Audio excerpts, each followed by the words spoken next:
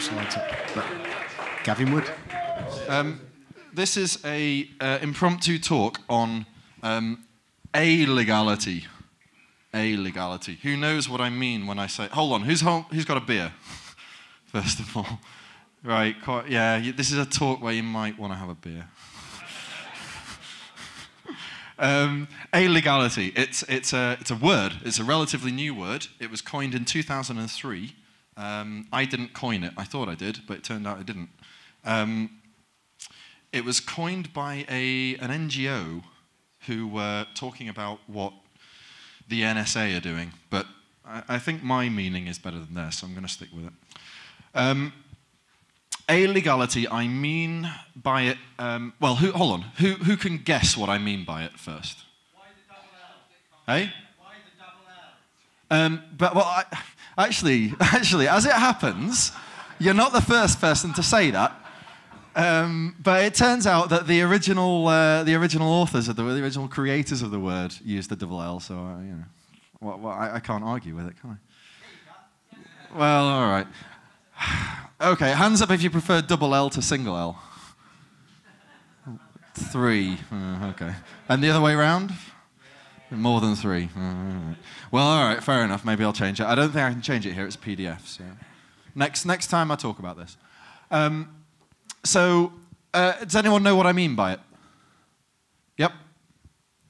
It's probably something which is outside of the scope of the legal system. Sort of. Yeah, I think that's what the other guys meant by it, actually. So we got other people. Other people. Legal no man's land. Yeah. Something neither legal nor illegal. Yeah. So it's kind of like something which just doesn't care as to whether, cannot care, I suppose, is more specific. Cannot care as to whether its actions are, you know, might be interpreted as legal or might be interpreted as illegal. It's sort of like, you know, it's this legal stuff. I don't care about that. I don't know about that. It's just not in my world. So, kind of what you said, but I don't know. I'm coming at it from a different direction, I suppose. Systems that cannot care. Could I have the next slide, please, Slide Master? Yeah. Does everybody know what I mean when I say capital S, lowercase a, capital S? Software as a service. Yeah? So this is what happens when you go on, I don't know, Facebook or Twitter or, you know, all of that stuff, all those services that you get on the web that are obviously software backed. That's what I mean when I say software as a service.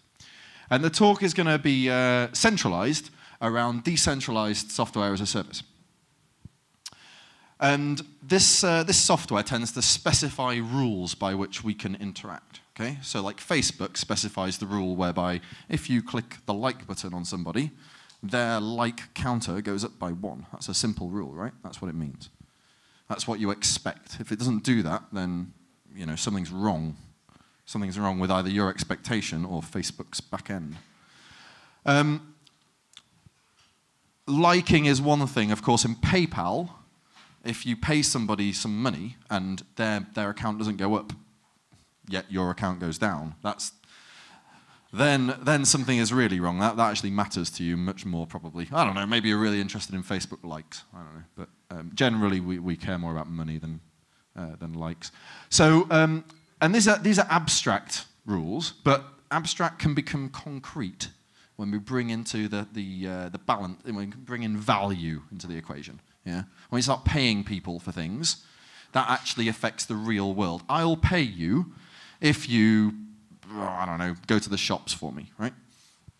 So when we say value transfer, that's the paying thing. And then we have these other things, actuators and oracles. So actuators, I mean basically, these are things that allow you to, you know, specify things like going to the shops, right? So they're inputs.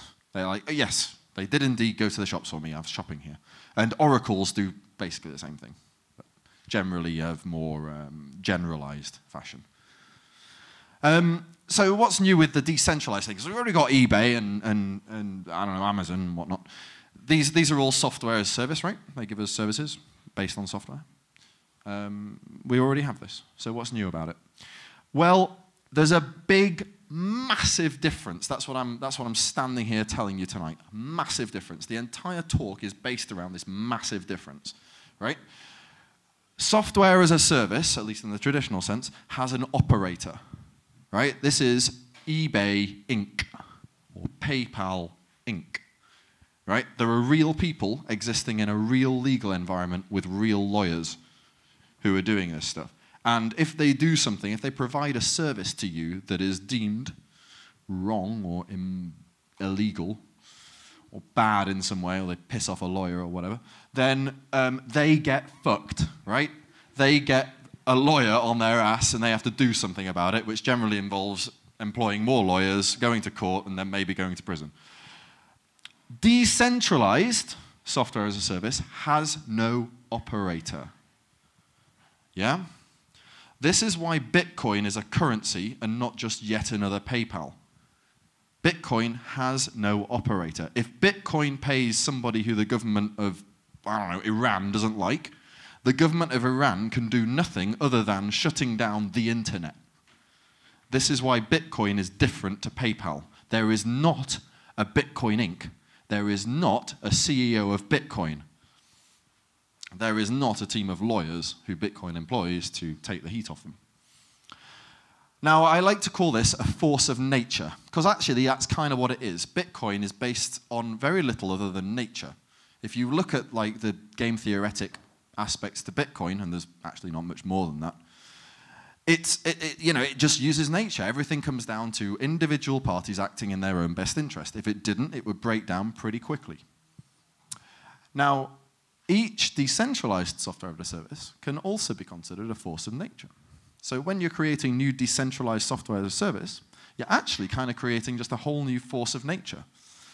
And that's kind of an interesting thing, because it changes the rules a little bit. So, what have we got? Well, we've got Bitcoin and BitTorrent. So BitTorrent employs a relatively simple game theoretic core, tit for tat. I'll give you a bit of this if you give me a bit of that I find is useful. But nonetheless, it has been demonstrated to be a pretty severe force of nature, as the Motion Picture Association of America laments. In general, if they're properly implemented, these things cannot be shut down. Not by a court, not by a police force, not by a nation state. They are literally forces of nature. They are combinations of mathematics.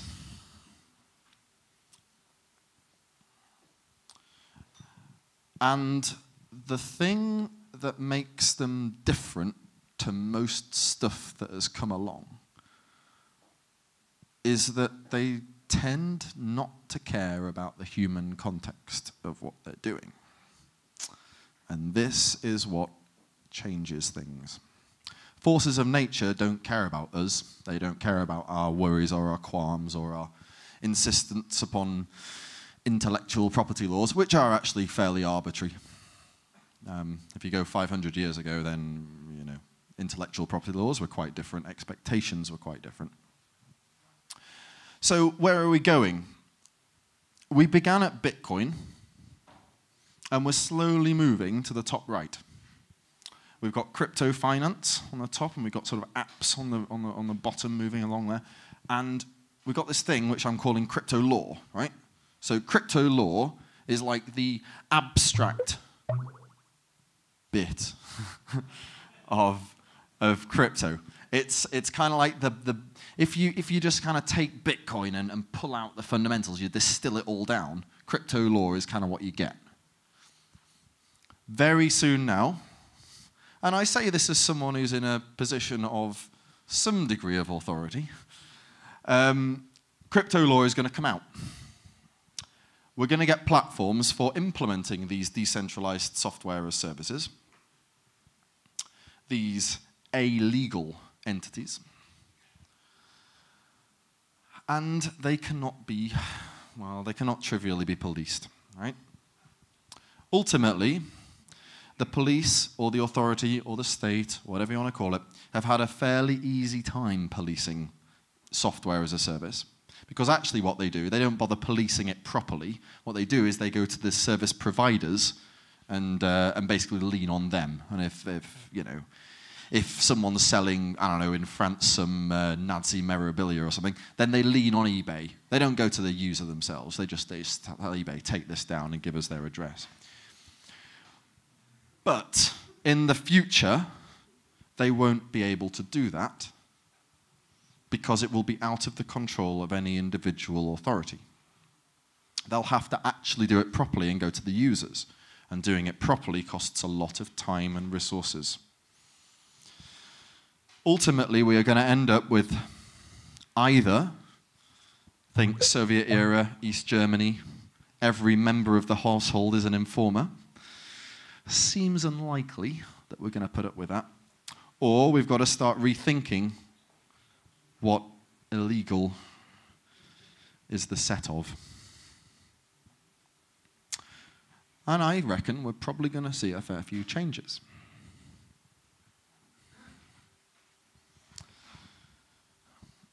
Blockchains necessarily bring on additional transparency and openness and efficiency. Some of the changes we'll see will be very positive. Things like existing laws for know your customer, so you can track where payments are coming from relatively perfectly. Anti-money laundering and all the things that people here who run Bitcoin cash points will sort of lie awake at night about. Become trivial to implement. Taxes, like governments are going to like some parts of the blockchain. They'll love it. Banks too. Things like financial transactions become really easy to check and audit, especially if the people doing them are at least a little bit collaborative. And if they're not, it becomes a lot easier to say, look, you were wrong, you were bad, you were actually explicitly, consciously doing this incorrectly. It becomes far harder to hide things under the table. And necessarily, I think, we're going to run into a more liberal, free society. Trends will necessarily they're going to become harder to police. It's going to become harder to shut down deals that both parties find mutually acceptable, even if those deals, maybe the rest of society doesn't much like them. And it's going to be harder to avoid the uncomfortable truths on a socially wide level. If these deals keep going down, these will be relatively easily seen and form a trend that we cannot get away from. Inevitably, in the end, the law will change. I mean, it has to. Examples of this are relatively easy to come by. One of them is copyright law. Back when the VCR was released, it was actually illegal to record things off TV. But so many people do it. Are you really going to bother policing them all? No, you can't. Law changes. So many people smoke weed, apparently in Washington state. Now it's actually just legal. Ultimately, law has to alter according to social norms. However, the change, that stage between one state and the other state, that can be very volatile if both sides do not collaborate. Lawmakers need to work with the new system, and they need to make this change, well, as less painful as possible. In my opinion, the correct way to handle this is through education, both of the lawmakers, of the institutions in society, and of course of the individuals in society. All decisions need to be evidence-based, open and transparent. If you talk to people like David Nutt, originally on the, the UK Drugs Misuse Board? Anyone correct me? It wasn't that. I'm paraphrasing badly. No? Okay, well, it was almost that. This guy is a very well-respected professor, and he points out decisions, quite literally, are not taken using evidence. And decisions should always be used to maximize health and well-being, which all too often they're not. Morality, prejudice, misunderstanding, and myths, above all, must really not be abused as they have been in the past. It will become very obvious that that's happening when we get this level of effectively transparency and openness, and the ability to work in the illegal area. And to everybody else, of course, there's a renewed need for responsibility and inevitably tolerance and honesty with it. That is the talk on illegality. Are there any questions?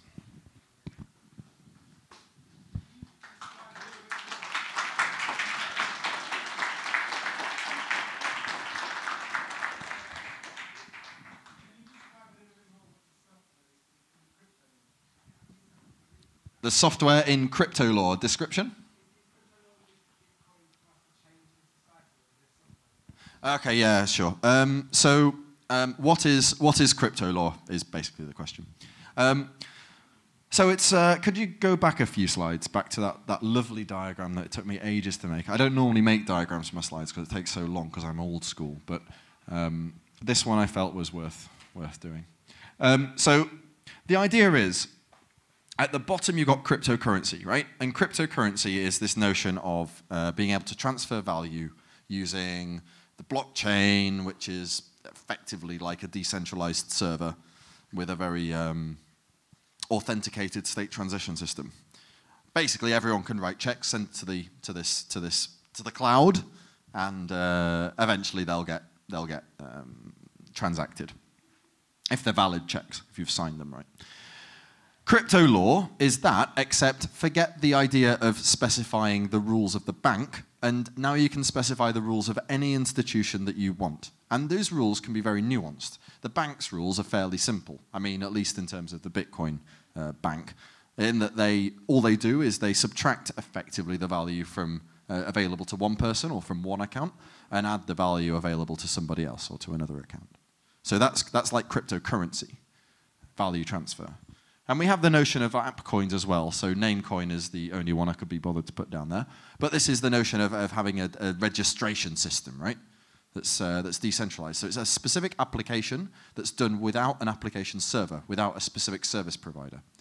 And then you've got the crypto finance guys who basically deal with value transfer plus plus. So it's like value, but with very specific rules as to when and where that value should be transferred and under what conditions. Whereas Bitcoin tends to be under relatively simplified conditions, i.e. always. Crypto law is the idea where you can specify any rules. And you don't just deal with value, but you can deal with anything you want. Anything that can be modeled in a computer, which pretty much these days means anything, you can deal with that. And you can specify any rules that you want, and anybody can join the party, as long as they respect the rules. So that's what I mean by crypto law. Basically, I mean any service that we have yet and any service that we could possibly have in the future. Any other questions? Yeah. How much do you see us removing the human element from crypto smart contracts and auditors of those contracts? How? Could we remove 100% of the human element from crypto? Could we remove 100% of the human element from crypto law? Well, I suppose the question is, how useful would crypto law be if there were no humans involved in it? Probably very much. Then is this truly taking it to the next stage? I would say, at least probably for my lifetime, we will not remove humans from this. I think it will augment it. I think it, to some degree, will replace it with very clear, specific ways of interaction. But I don't see how, for criminal law, we're going to remove humans. That's so much of a decision of rationale. If you read criminal law texts, it's all about effectively opinions. Ultimately, for most cases, it's the opinion of a jury, right? So, but what we can do is disintermediate. We can remove the bits that are very mechanical in this process. And these mechanical bits are often bits that can a little too easily go one way or the other way, depending on the mood of the person involved. So for that, I see a very real benefit. and potential to replace. Yep. You said that the thing that the police will move to from policing the service provider in the case of payback to policing the users. I actually think it's going the other way. I think there's the advanced chain of policing ISP. It's relatively true to shut it, keep going down tomorrow. Updates like TCP/IP, layer 7 filtering of the ISP. It's simply blocking of the ports. Yeah. There are lots of ways to cripple it, if not completely kill it. That would be the obvious way for legislation to go. Okay, that's a very interesting point. So the idea was that we go the other way from policing users, and we go upstream to the ISPs, and we start shutting down protocols, effectively, right? So I would say that seems unlikely just from a technological point of view. Basically, this would require a whitelist of what services were allowed. And to whitelist services, you'd effectively have to declare all content. So there'd be no more HTTPS, SSL, none of that stuff, because you wouldn't be able to tell whether what was going over it was a service that was allowed or a service that wasn't allowed. So, for example, what we could do with Bitcoin, or indeed any other peer-to-peer protocol, is run it over port 80. So it runs over actual HTTP. And rather than just sending the data, what we actually send is a set of words in an HTML document where each word is one of 256 different words, with each byte encoded as a word. Yeah, so we have, I forget, there's a great word for this, and I've forgotten what it is. I learn it in my crypto. Steganography, exactly, Vinay, thanks. So yeah, there are theoretical ways of getting around this, and I don't think it will come to that. I think that authorities will accept that there is a significant need for encrypted protocols, encrypted communications, and that ultimately they can't really stop encrypted communications,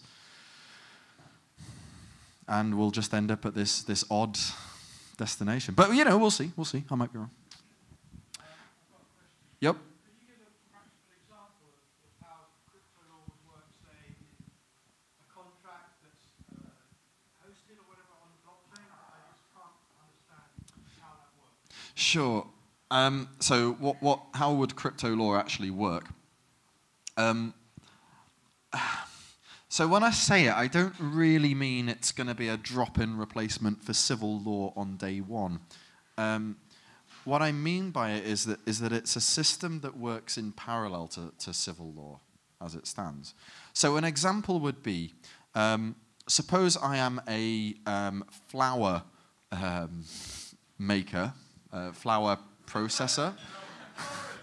A florist, no, that's a flour seller. But anyway, it's a different flour. I mean the flour that's white powder.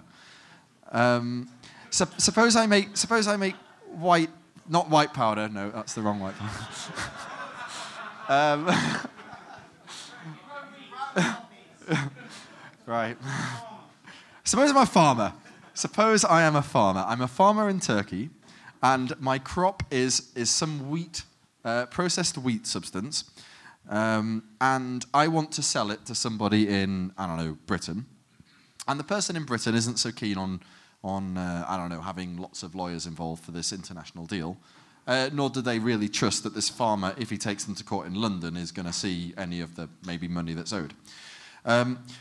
In crypto law, that wouldn't be a massive problem, because we had something like an escrow system with a disinterested third party who would effectively authorize that this shipment has happened, and this third party would allow the automated payment or unlocking of payment once the shipment is done.